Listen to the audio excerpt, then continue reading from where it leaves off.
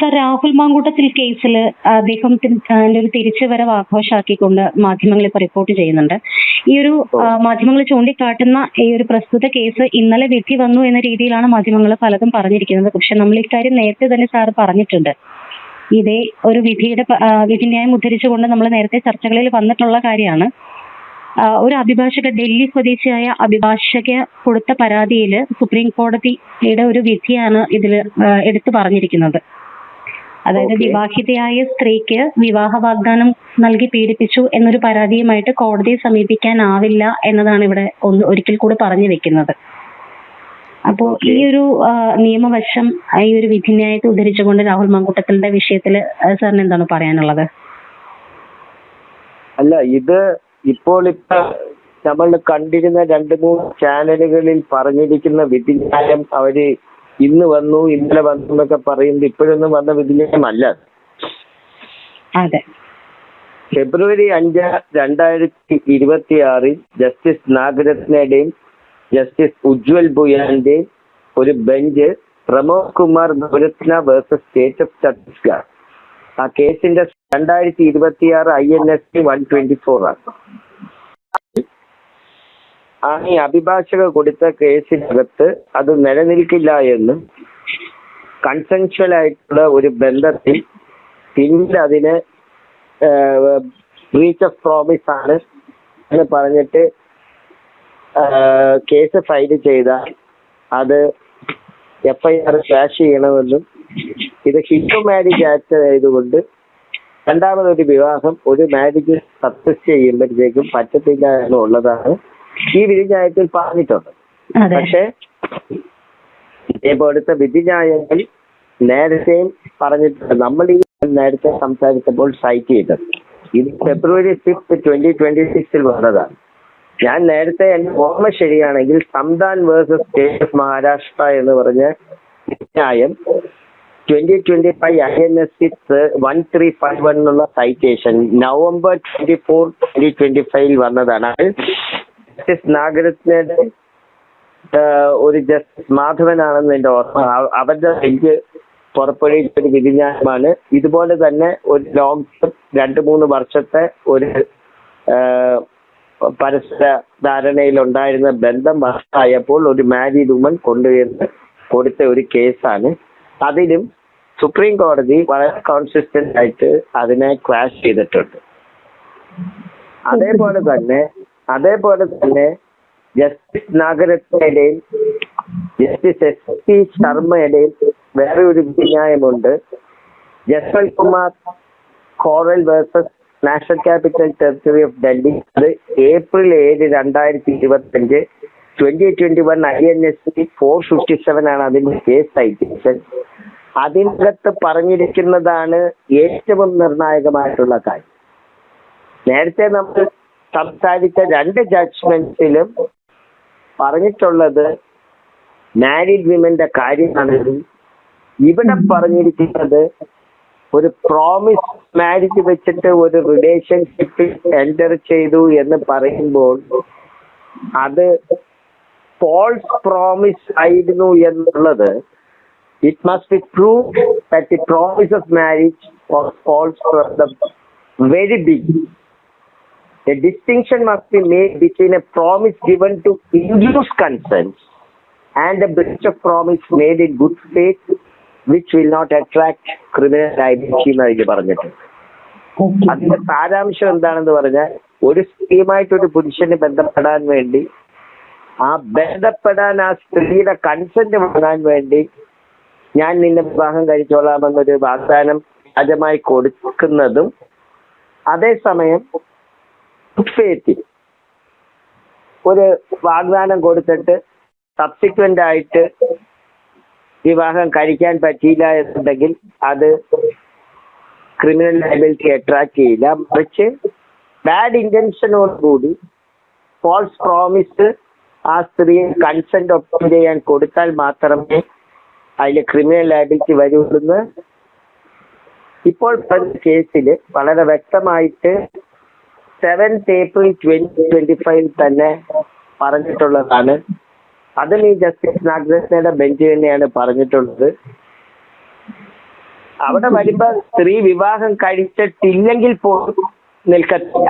Consensual സെക്സിൽ ആദ്യമേ ആ physical റിലേഷൻഷിപ്പിന് വേണ്ടി ഞാൻ നിന്നെ വിവാഹം കഴിച്ചോളാന്ന് തുടങ്ങുന്ന സമയത്ത് പറഞ്ഞാൽ മാത്രമേ ക്രിമിനൽ ലയബിലിറ്റി, വ്യാജമായി പറഞ്ഞാൽ മാത്രമേ ക്രിമിനൽ ലയബിലിറ്റി അട്രാക്ട് ചെയ്യുള്ളൂ. ഗുഡ് ഫെയ്ത്തിൽ പറയുകയാണെങ്കിൽ അതും അട്രാക്ട് ചെയ്യില്ല. അതുകൊണ്ട് തന്നെയാണ് സുപ്രീം കോടതി പല കൺസെൻഷ്വൽ റിലേഷൻഷിപ്സിലും വരുമ്പോഴത്തേക്ക് സുപ്രീം കോടതി കേസ് FIR ക്രാഷ് ചെയ്തത്. അതിന് മാരീഡ് വുമൺ ആണെങ്കിലും ശരി, അൺമാരീഡ് വുമൺ ആണെങ്കിലും ശരി, പരസ്പര ഇതിൽ രണ്ടുപേരും അഡൽട്സ് ആണെന്നുണ്ടെങ്കിൽ അത് എപ്പോഴും കേസ് നിലനിൽക്കില്ല. ഇത് weaponisation of law meant to protect women ആണ്. അത് ഞാൻ നേരത്തെ പറഞ്ഞിട്ടുണ്ട്. അപ്പൊ രാഹുൽ മാങ്കൂട്ടത്തിന്റെ കേസിലും ഇതെല്ലാം ക്വാഷ് ചെയ്ത് പോകും. ഇപ്പൊ ഹൈപ്പ് ചെയ്ത് കൊണ്ടുവരുന്നത് എന്താണ് ഈ 2 ദിവസമായിട്ടെന്നുള്ളത് എനിക്ക് മനസ്സിലാകുന്നില്ല. ഈ പറഞ്ഞ ജഡ്ജ്മെന്റ് ഫെബ്രുവരി 5 വന്ന ജഡ്ജ്മെന്റ് ആണ്. അത് പഴയ ജഡ്ജ്മെന്റ് ആണ്. അതിനേക്കാളും നല്ല ജഡ്ജ്മെന്റ് ആണ് ഞാൻ ഇപ്പൊ പറഞ്ഞത്. കല്യാണം കഴിച്ചാലും ഇല്ലെങ്കിൽ ആ പ്രോമിസ് ബ്രേക്ക് ചെയ്യുന്നത്, ആദ്യം കൊടുത്ത പ്രോമിസ് ഫോൾസ് ആയിരിക്കുന്നത് പ്രൂവ് ചെയ്യണം. Okay sir. അപ്പൊ ഇതിൽ വന്നിരിക്കുന്ന ഇപ്പോൾ നമ്മളിപ്പോ 3 വിധിന്യായങ്ങൾ പറഞ്ഞു. അറ്റ് ലാസ്റ്റ് വന്നിരിക്കുന്ന ഫെബ്രുവരിയിലെ വിധിന്യായത്തിൽ എക്സ്ട്രാ ആഡ് ചെയ്തിരിക്കുന്ന ഹിന്ദു ആക്ട് മാത്രമാണോ? ഹിന്ദു മാരേജ് ആക്ട് മാത്രമാണോ? അല്ല, അത് മാത്രമല്ല. അത് ഒരുപാട് കാര്യങ്ങൾ പറഞ്ഞതിന്റെ കൂട്ടത്തിൽ ഇത് കൂടെ പറഞ്ഞിട്ടുണ്ടെന്നുള്ളതേ ഉള്ളൂ. 2 പേര് ഹിന്ദു സാധനമുണ്ട്. അടിസ്ഥാനപരമായിട്ട് മറ്റേ ജഡ്ജ്മെന്റ്സിന്റെ കേസസിലാണ് ഇതെല്ലാം പറഞ്ഞിട്ടുള്ളത്. ഇത് ജഡ്ജ്മെന്റ് മുഴുവൻ വായിക്കാത്തത് കൊണ്ടാണ് ഇത്തരം ഇന്റർപ്രിറ്റേഷൻസ് വരുന്നത്. ആ ഹിന്ദു മാരേജ് ആക്ടിനെ മാത്രം ഇപ്പൊ ഒരു മുസ്ലിം ആണെങ്കിലും ഇത് ഈ ജഡ്ജ്മെന്റ്സ് ബാധകമാണ്. അല്ലെങ്കിൽ ഒരു ക്രിസ്ത്യാനി ആണെങ്കിലും ജഡ്ജ്മെന്റ് ബാധകമാണ്. ഹിന്ദുവിന് മാത്രം ഒരു സംരക്ഷണം വരുന്നതല്ലേ. ആ ജഡ്ജ്മെന്റ് എന്ന് പറഞ്ഞാൽ ഒരുപാട് പേജുകളുണ്ട്. അത് ക്ഷമയോടുകൂടി വായിച്ചാൽ മാത്രമേ നമുക്ക് ആ ജഡ്ജ്മെന്റിന്റെ അകത്ത് ഉള്ള ഉള്ളടക്കം, അത് കോംപ്രിഹെൻസീവ് ആയിട്ട് അണ്ടർസ്റ്റാൻഡിങ് നമുക്ക് ഉണ്ടാകണമെന്നുണ്ടെങ്കിൽ നമ്മളത് ക്ഷമയോടുകൂടി ആര് വായിച്ചാലും, ഇപ്പൊ ഐശ്വര്യ വായിച്ചാൽ ഐശ്വര്യക്ക് മനസ്സിലാകും. വായിക്കാനായിട്ടുള്ള സമയം മെനക്കെടുത്തണം എന്നുള്ളതേ.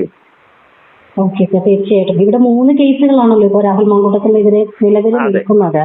നിലവിൽ 3 കേസല്ല, ഞാൻ 3 കേസ് എടുത്ത് പറഞ്ഞതേ ഉള്ളൂ. നിരവധി ഇത്തരം കേസുകളുണ്ട് സുപ്രീം കോടതിയിലെയും പല ഹൈക്കോടതിയിലും. അല്ല, മാങ്കൂട്ടത്തിനെതിരെ വന്നിരിക്കുന്നത് ഇപ്പൊ 3 പേരുടെ കേസാണ്.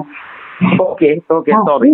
ഈ 3 പേരുടെ കേസാണ് ഇപ്പൊ നിലനിൽക്കുന്നത്. പക്ഷെ ഈ ഒരു വിഷയത്തിൽ ഇപ്പൊ സുപ്രീം കോടതിയുടെ ഇത്രയും വിധിന്യായങ്ങൾ ഇതിന് മുന്നിലുള്ളപ്പോ ഉറപ്പായിട്ടും ഈ ഒരു വിധിന്യായങ്ങൾ ഉദ്ധരിച്ചുകൊണ്ട് പോയി കഴിഞ്ഞാല് ഹൈക്കോടതിയിൽ ഇദ്ദേഹത്തിന് ഈ കേസുകളെല്ലാം ക്വാഷ് ചെയ്യാൻ എളുപ്പമായിരിക്കും. അപ്പോ ക്വാഷ് ചെയ്തിട്ടാൽ നല്ലൊരു വക്കീല് പോയാൽ മാങ്കൂട്ടത്തിനെതിരെയുള്ള കേസുകളെല്ലാം ക്വാഷ് ചെയ്യുമെന്ന് ഞാൻ നേരത്തെ ഐശ്വര്യ എടുത്ത് പറഞ്ഞിട്ടുണ്ട് പലവട്ടം.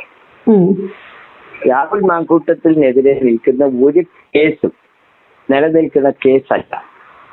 പിന്നെ ഒരു മോഡലായിട്ടുള്ളൊരു ലേഡി, ആ കുട്ടിയുടെ പേര് ഞാൻ ഓർക്കുന്നില്ല, അതിന്റെ ഫോണിൽ കൂടെയൊക്കെ മോശ സന്ദേശമായെന്ന് പറഞ്ഞ കേസ് ഹോപ്പ്ലെസ്ലി ടൈം ബാണ്. ആ കേസെടുത്ത ഉദ്യോഗസ്ഥനെതിരെ രാഹുൽ മാങ്കൂട്ടത്തിൽ നീങ്ങിയാലും ആ ഉദ്യോഗസ്ഥൻ വെട്ടിലാകും. രാഹുൽ മാങ്കൂട്ടത്തിന് എല്ലാ കേസിലും അറസ്റ്റ് ചെയ്ത ഉദ്യോഗസ്ഥർക്കെതിരെ രാഹുൽ മാങ്കൂട്ടത്തിൽ കോടതിയിലെ കണ്ടംപ്റ്റും അതേപോലെ അബ്ഡക്ഷന് ക്രിമിനൽ ലയബിലിറ്റിയും പോയാൽ രാഹുൽ മാങ്കൂട്ടത്തെ ഈ ഉദ്യോഗസ്ഥരുടെ ജോലി പോകുന്നത് മാത്രമല്ല, രാഹുൽ മാങ്കൂട്ടത്തിന് സർക്കാർ ഇല്ലീഗൽ അറസ്റ്റ് ഡീറ്റൻഷന് കോമ്പൻസേഷൻ കൊടുക്കേണ്ടി. ഓക്കെ സാർ, ഇവിടെ മറ്റൊരു കാര്യം ഇപ്പൊ അറിയാൻ പറ്റിയത്, ഇതിൽ 3rd പരാതി, 3ാമത്തെ പരാതിക്കാരിയുടെ മൊഴി ഔദ്യോഗികമായിട്ട് ഇപ്പോഴും എടുത്തിട്ടില്ല എന്നാണ് നമുക്ക് അറിയാൻ പറ്റുന്നത്. അതുകൊണ്ട് തന്നെ കോടതി പോലീസ് സമർപ്പിച്ച കുറ്റപത്രം തള്ളി എന്ന് പറയുന്നു, തിരിച്ചയച്ചു എന്ന് പറയുന്നു. തിരിച്ചയച്ച കാരണം എനിക്ക് അതിനെ കുറിച്ച് അറിയത്തില്ല.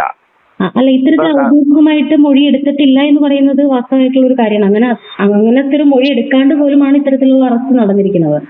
അല്ല, അത് കാണാതെ എനിക്ക് പറയാനായിട്ട് ആധികാരികമായിട്ട് പറ്റത്തില്ല. കാരണം അത് ചാനലുകളൊക്കെ റിപ്പോർട്ട് ചെയ്തിട്ടുണ്ട്. എനിക്ക് അതിന്റെ സത്യാവസ്ഥ അറിയില്ല. അതുകൊണ്ട് ഞാൻ അതിനെക്കുറിച്ച്, അങ്ങനെ ചെയ്തിട്ടുണ്ടെങ്കിൽ അത് ഇറഗുലറാണ്, ഹൈലി ഇറഗുലറാണ്. ചാർജ് ഷീറ്റ് ഫയൽ ചെയ്യുന്നതിന് മുമ്പ് അവരുടെ രഹസ്യമൊഴി റെക്കോർഡ് ചെയ്യും. 183 സ്റ്റേറ്റ് മജിസ്ട്രേറ്റിന്റെ മുമ്പിൽ കൊണ്ടുവന്ന് റെക്കോർഡ് ചെയ്യും. അവരെ മെഡിക്കൽ എക്സാമിനേഷൻ നടത്തണം. എത്ര വർഷം കഴിച്ചിട്ടാണെങ്കിലും അതൊക്കെ മാൻഡേറ്ററി ചെയ്യും. അത്തരത്തിൽ ഈ മെഡിക്കൽ എക്സാമിനേഷൻ എന്ന് പറയുന്നത് അത് ആ ഒരു ഇതിന്റെ കാര്യത്തിൽ എനിക്കൊരു സംശയം വരുന്നത് ഇത്രയും വർഷങ്ങൾക്ക് മുന്നേ നടന്നു എന്ന് പറയുന്ന ഒരു പീഡനമാണ്. നടന്നിട്ടുണ്ടെങ്കിലും ഇല്ലെങ്കിലും മുന്നേ നടന്നതാണ്. ഇതിന് മെഡിക്കൽ എക്സാമിനേഷന്റെ ഒരു വാലിഡിറ്റി എവിടെയാണ് വരുന്നത്? മെഡിക്കൽ എക്സാമിനേഷൻ എന്ന് പറയുന്നത് ഐശ്വര്യ ചോദിച്ചതുപോലെ അതിന് പ്രസക്തി ഇല്ലെങ്കിലും മെഡിക്കൽ എക്സാമിനേഷൻ നടത്തുക എന്നുള്ള ഒരു സ്റ്റാൻഡേർഡ് ഓപ്പറേറ്റിംഗ് പ്രൊസീജിയറുടെ ഭാഗമായി ചെയ്യേണ്ടി വരും. കാരണം ഒരു സ്ത്രീ മാരീഡ് ആണെന്ന് വെച്ചോളൂ. ആ സ്ത്രീ മാരീഡ് ആണെങ്കിലും ആ സ്ത്രീ ഒരു റേപ്പ് അലിഗേഷൻ പറയുമ്പോൾ ആ സ്ത്രീയെ മെഡിക്കൽ എക്സാമിനേഷൻ നടത്തിയിട്ടില്ല. ആ സ്ത്രീയും ഭർത്താവും തമ്മിലുള്ള മാരേജ് അവര് ആ ബന്ധത്തിൽ ഏർപ്പെട്ടിട്ടില്ല. ആ സ്ത്രീ ഇപ്പോൾ ഒരു വേർജിൻ ആണെങ്കിൽ ഒരു വ്യാജ പരാതി വന്നാൽ ആ സ്ത്രീ മെഡിക്കൽ ചെയ്തില്ലെങ്കിൽ ഈ ഫോൾസ്ലി അക്യൂസ്ഡ് ആയിട്ടുള്ള ആൾക്ക് ശിക്ഷ കിട്ടൂല. മാരീഡ് ആണെന്ന് പറഞ്ഞത് കൊണ്ട് married woman is not virgin എന്ന് കുട്ടിയുണ്ടെങ്കിൽ നമുക്ക് പറയാം. അല്ലെങ്കിൽ കുഞ്ഞില്ലാത്ത ഒരു മാരീഡ് വുമൺ വെർജിൻ ആണെന്ന് പറയണമെന്നുണ്ടെങ്കിൽ നമ്മള് ആ കുട്ടിയെ ആ സ്ത്രീയെ മെഡിക്കലിന് നമ്മള് വിധേയാക്കണം. മാത്രമല്ല റേപ്പ് എന്ന് പറയുമ്പോൾ ഒരു ബ്രൂട്ടൽ ഫിസിക്കൽ അസോൾട്ട് വരെയാണ്. ആ ബ്രൂട്ടൽ ഫിസിക്കൽ അസോൾട്ട് വരുമ്പോൾ അതിന്റെ ബ്രൂയിസസ് ഒക്കെ മേത്ത് കാണും. അത് പ്രൈവറ്റ് പാർട്സിൽ മാത്രമല്ല ശരീരത്തെ മറ്റ് ഭാഗങ്ങളിലും ഒക്കെ കടിച്ചു എന്നൊക്കെ ചില അലിഗേഷൻസ് ഒക്കെ രാഹുൽ മാങ്കൂട്ടത്തിനെ കുറിച്ച് പറഞ്ഞെങ്കിൽ അതിന്റെയൊക്കെ സ്കാർസ് ഒക്കെ ചിലപ്പോൾ ഡിസപ്പിയർ ചെയ്ത് ചിലപ്പോൾ കാണും. അപ്പം കാലം കഴിഞ്ഞെങ്കിലും മെഡിക്കൽ എക്സാമിനേഷന് വിധേയമാക്കണം എന്നുള്ളത് ഒരു പ്രൊസീജിയറാണ്. അത് ചെയ്തില്ലെങ്കിൽ ഒരു പ്രൊസീജിയർ ലാപ്സ് ആണ്. പക്ഷെ അതിനേക്കാൾ ഗ്രേവർ ലാപ്സ് ആണ് മൊഴി എടുക്കുകയും രഹസ്യമൊഴി റെക്കോർഡ് ചെയ്യുകയും ചെയ്യാത്തത്. ഇതുകൊണ്ട് തന്നെ ആയിരിക്കണം സാർ ഒരിക്കൽ സൂചിപ്പിച്ചിരുന്നു ഇത്തരക്കാരെ ഈ 3 പരാതിക്കാരെയും അതിജീവിതകൾ എന്ന് വിളിക്കാൻ പറ്റില്ല ലീഗലി എന്നുള്ളത്. അതിജീവിതകൾ എന്ന് ഒരു വ്യക്തിയെ വിളിക്കണമെന്നുണ്ടെങ്കിൽ പരാതിക്കാരായ സ്റ്റേജിൽ വിളിക്കുന്നത് ശരിയല്ല. കോടതി പറയുകയാണ് ഇവർ പീഡിപ്പിക്കപ്പെട്ടു എന്ന് പറഞ്ഞാൽ ആ നിമിഷം മുതൽ അവർ അതിജീവിത എന്ന് നമ്മൾ വിളിക്കുന്നതിന് ഒരു ന്യായമുണ്ട്. കോടതി പറയുകയാണ് പ്രതി കുറ്റം ചെയ്തിട്ടുണ്ട് എന്ന് പറഞ്ഞാൽ ആ നിമിഷം മുതൽ ആ പ്രതി കുറ്റവാളിയാണ്, ക്രിമിനലാണ്, അയാൾ ഒരു കോൺവിക്റ്റ് എന്ന് നമുക്ക് പറയാം.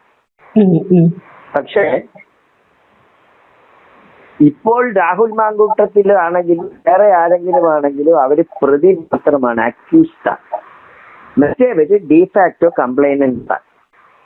അവര് പരാതിക്കാര് മാത്രമാണ്. അവരെ അതിജീവിത എന്ന് വിളിച്ചാൽ യഥാർത്ഥത്തിലുള്ള അതിജീവിതകളെ അപമാനിക്കുന്നതിനും യഥാർത്ഥത്തിലുള്ള അതിജീവിതകൾ ഒരുപാട് പേര് നമ്മുടെ സമൂഹത്തിൽ. തീർച്ചയായിട്ടും.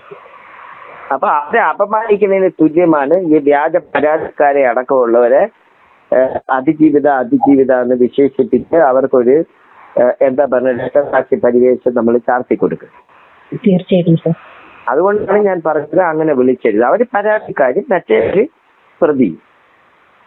ഉറപ്പായിട്ടും സർ. അപ്പോ ഇത്തരത്തില് കുറ്റവിമുക്തനാക്കപ്പെടുകയാണെന്നുണ്ടെങ്കിൽ ക്വാഷ് ചെയ്ത് കഴിഞ്ഞാൽ രാഹുൽ മാങ്കൂട്ടത്തിൽ ഒരു തിരിച്ചുവരവ് തന്നെയാണ് ജനങ്ങള് ആഗ്രഹിച്ചിരിക്കുന്ന ഒരു കാര്യം. അതിനെക്കുറിച്ചൊന്നും ഞാൻ അഭിപ്രായം രാഹുൽ സ്ത്രീകളുമായിട്ട് ബന്ധിയൊക്കെ രാഹുൽ മാങ്കൂട്ടത്തിൽ അങ്ങനെ ചെയ്തിട്ടുള്ളപ്പോൾ ഒരു സ്ത്രീയുമായിട്ടൊക്കെ ചിലപ്പോൾ നമുക്ക് സംഭവിക്കാം. വിവാഹം കഴിഞ്ഞാലും ചിലപ്പോൾ ഒരു സ്ത്രീയായിട്ട് ഒരു പുരുഷനുമായിട്ട് ചില സാഹചര്യത്തിൽ ആളുകൾ ബന്ധപ്പെട്ടു പോയി എന്ന് പറഞ്ഞൊക്കെ മനസ്സിലാക്കാനായിട്ടുള്ള വിശാല ഹൃദയമൊക്കെ എനിക്കുണ്ട്. പക്ഷേ സ്ത്രീ ബന്ധപ്പെടുക എന്ന് പറയുന്നതിനോടൊന്നും എനിക്ക് വ്യക്തിപരമായിട്ട് പൊരുത്തപ്പെടാൻ പറ്റില്ല. ഞാനൊരു സീനിയർ സിറ്റിസൺ ആയതുകൊണ്ടായിരിക്കാം. പക്ഷേ ആ വക കാര്യങ്ങളിലൊന്നും ഞാനത് അപ്രൂവ് ചെയ്യുന്നില്ല. ക്രിമിനൽ ലയബിലിറ്റി ഇല്ല. അദ്ദേഹം ക്രൈം കമ്മിറ്റ് ചെയ്തിട്ടില്ല. ഇതിനേക്കാളും മോശമായിട്ട് ജീവിതം നയിച്ചിട്ടുള്ള ഒരുപാട് ആളുകൾ നമ്മളുടെ രാഷ്ട്രീയത്തിലെ മുഖ്യ ധാരയിലുണ്ട്. അതുകൊണ്ട് ആ ചെറുപ്പക്കാരനെ തെറ്റിതിരുത്തി എല്ലാന്നുണ്ടെങ്കിൽ കുറ്റകൃത്യനായാൽ ആ ചെറുപ്പക്കാരന് നാളെ തിരിച്ചു വരാവുന്നതൊക്കെ ഉണ്ട്. അതൊക്കെ പൊളിറ്റിക്കലി സംഭവിച്ചു. ഇപ്പൊ ജനമൊന്നും ഇതൊന്നും വലിയ കാര്യമായിട്ട് കാണുന്നില്ല. പണ്ട് ഒരു മന്ത്രി കാർ ഓടിച്ചോണ്ട് പോയപ്പോഴത്തേക്കും ഒരു സ്ത്രീ വണ്ടിയിലുണ്ടായിരുന്നു, വിവാഹിതയായ ഒരു സ്ത്രീ വണ്ടിയിലുണ്ടായിരുന്നു, മന്ത്രിക്ക് ലൈസൻസ് ഇല്ലായിരുന്നു, ഒരു സൈക്കിളുകാരനെ ഉന്തുവണ്ടി തന്നെ തട്ടിയപ്പോൾ എന്ന് പറഞ്ഞത് കൊണ്ടാണ് ഒരു ട്രാൻസ്പോർട്ട് മന്ത്രിക്ക് പണി കേരളത്തിൽ രാജിവെക്കേണ്ടി വന്നത്. അങ്ങനെയാണ് കോൺഗ്രസ് പിളർന്ന് കേരള കോൺഗ്രസ് ആയത്. ഞാൻ ആ മന്ത്രിയുടെ പേരൊന്നും പറയുന്നില്ല. പക്ഷേ അതിൽ നിന്നും മലയാളി ഒരുപാട് മുന്നോട്ട് പുരോഗമിച്ച് വന്നു. ഇപ്പം വിവാഹം കഴിച്ചിട്ട് വേറെ ആളുകളുമായി ബന്ധപ്പെടുന്ന ആളുകളും പലതവണ വിവാഹം കഴിക്കുന്നവരും ഒക്കെ തെരഞ്ഞെടുക്കപ്പെട്ട് വരുന്നുണ്ട്. അപ്പൊ അതുകൊണ്ട് അങ്ങനെയൊക്കെ ആളുകൾ വരുമ്പോ പിന്നെ ഒരു രാഹുൽ മാങ്കൂട്ടത്തിനെ മാറ്റി നിർത്തേണ്ട കാര്യമില്ല. ആ ചെറുപ്പക്കാരൻ ഒരുപാട് നല്ല എന്താ പറയുക ഡൈനാമിക് ആയിട്ടുള്ള ഒരു ലീഡർഷിപ്പ് ക്വാളിറ്റി ഉള്ള ചെറുപ്പക്കാരനാണ്. പക്ഷെ ഇത്തരം സ്വഭാവം മാറ്റി വെച്ചിട്ട് വേണം വരാൻ. കാരണം പൊസിഷൻസ് ഓഫ് പവർ ഒരു ഡോമിനേറ്റിംഗ് ഇൻഫ്ലുവൻസ് ആയിട്ട് സ്ത്രീകളുടെ പുറത്ത് ആളുകൾക്ക് യൂസ് ചെയ്യാൻ ഒരു അവസരം കൊടുക്കുന്നത് ശരിയല്ല.